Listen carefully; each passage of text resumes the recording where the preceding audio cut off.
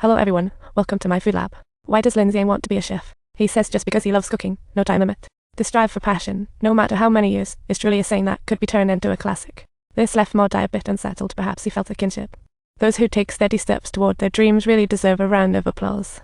After Xiang left, Matsumoto Sensei furrowed his brow and pondered silently. Oh, now there's not even a single stroke of the 8 character. Nishikawa said opportunities will come under the same roof.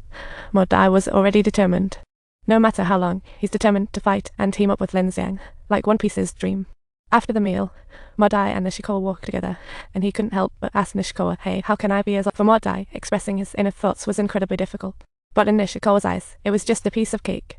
Being able to immerse oneself in such a boring dictionary editing is truly the real challenge. Nishikawa unintentionally thought of him as a weirdo. Working with him felt like endurance training. But Nishikawa knew deep down, working with Modai let him feel a long-lost immersion. Pouring his heart into something isn't the happiness. Fuel. Awesome. When everything is going well, everything inside feels better. It's like a blockbuster movie. Good mentor. I really hope that every month brings a full moon. How wonderful it would be. Hope the moon shines brightly, guiding everything smoothly towards a better path. In the restroom of the Westport district, news broke that the company might cancel the editing plan. Hearing this news, I almost fainted. The higher-ups think it's just a money-burning machine with no meaning. The page built with everyone's efforts is likely to vanish into thin air. The man heard the news in the restroom and felt his heart shatter. Just as the publication was near, the higher-ups decided to halt it. It felt like a whirlwind of emotions.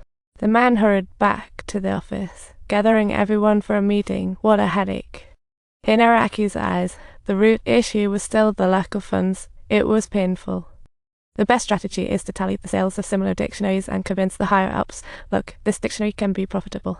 Times change. How many will buy dictionaries? A fast-paced life is just fragmented, and many forget that culture isn't fragmented. Only this batch of people would willingly dedicate their lives to one thing. It's straightforward. As everyone was trying their best, Nishikawa had a sudden idea. Hey, we need to act fast. Let's announce that the dictionary is coming soon. It's time to surprise everyone. The literary circle is small. Just keep sending out writing requests, and the news of the dictionary will spread like wildfire. By then, the company won't be able to stop it. Everyone will be focused on the company. Everyone pondered, realized Nishikawa's plan could work, and began to act immediately. From that day on, Nishikawa was busy dealing with various teachers. It was livelier than a supermarket sale. He once hated dictionary editing, but now he was more invested than anyone else. What a magical turnaround. The news spread through the literary world, and everyone at the editorial office was smiling. Happiness became the standard. But Nishikawa was still a bit worried. After all, changing the higher-ups' minds was too easy, like playing a game. Sure enough, higher-ups soon summoned Nishikawa, praising his efforts. Congratulations. For the sake of Daduhai, he worked hard, managing to deal with many tricky authors. What a hassle. But the next second, the wind shifted. The higher-ups decided to transfer him to the PR department. Nishikawa momentarily couldn't find any rebuttal. It left him utterly speechless. The higher-ups assigned a new task to the dictionary editing department, revise an outdated elementary school dictionary. Nishikawa knew this was all part of the higher-ups' ambition, but he could only feel helpless and a bit disappointed. After finally finding a career to dedicate his life to, it seemed to drift away. He felt deeply helpless. Following Matsumoto's suggestion, he decided to do his best to promote the publication of Daduhai.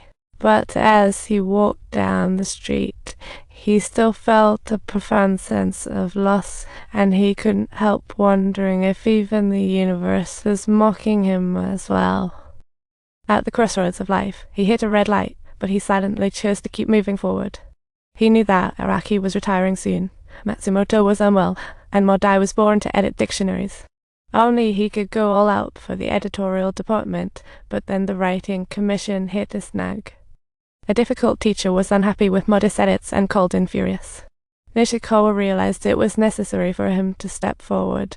No one else was appropriate for the role. You guys, take a break for now. Facing the other's terrible attitude, Nishikawa was humble and pleading. It wasn't easy. He said, since you are so capable of editing, why don't you do it yourself then? Nishikawa felt the sinking feeling. Begging was useless. Understood.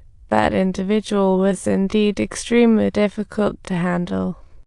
So, after you have finished watching, don't forget to click the subscribe button. We are truly grateful for your viewing, and we sincerely look forward to seeing you again next time.